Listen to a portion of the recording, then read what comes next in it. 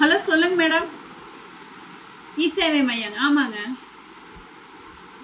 ஆமாங்க, பட்டாமருதலுக்கு நாங்கள் அப்ளிகேஷன் கொடுத்துருந்தோம். சொல்லுங்க மேடம். சரிங்க, மணிகார் ஆஃபீஸ்லேருந்து கூப்பிடுவாங்களா? ஓகேங்க.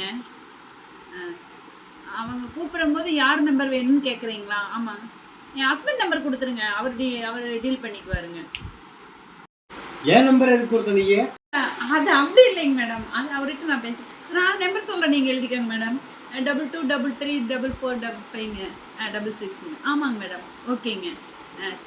கொடுக்காத கொடுத்துட்டியா? போச்சு.